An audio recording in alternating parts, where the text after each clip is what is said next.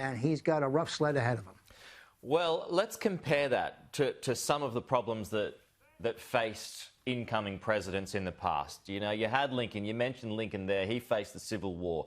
Roosevelt faced a global depression.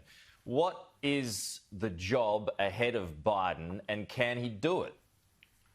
Right. I think Biden is closer to, his role is closer to Lyndon Johnson or Richard Nixon during the 1960s, time of troubles.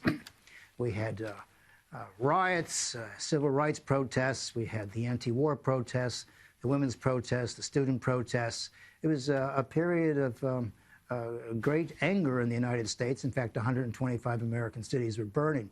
And so what he has to do is establish public order. He has to look like he's in charge and that America can count on its law enforcement to make everything normal. And the other thing, too, is he's got to hit the ground running with this coronavirus package. I mean, I don't know if he's going to be able to change the course of medical history because the coronavirus is just roaring through the American society like every place else in the world. But he'll be judged on that and whether he gets these shots out to Republicans as well as Democrats. So he'll be judged on that, as a matter of fact. But I think he's closer to, you know, when Nixon was voted in '68, it was closer to kind of a guy who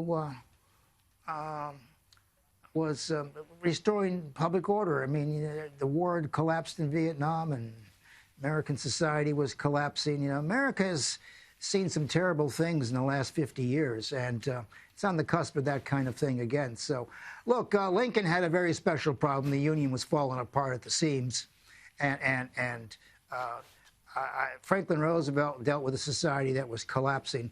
We're not quite there yet. Interestingly, I think the president is going to have to try to get America's alliances going first thing. You know, I understand that his first executive orders are to stop work on the wall, to restore America, to reinstate America in WHO, and rejoin the Paris Climate Accord. And of course, he wants to get back to the Iranian thing. He's surrounded by most of the people who worked with Obama and before that, Bill Clinton.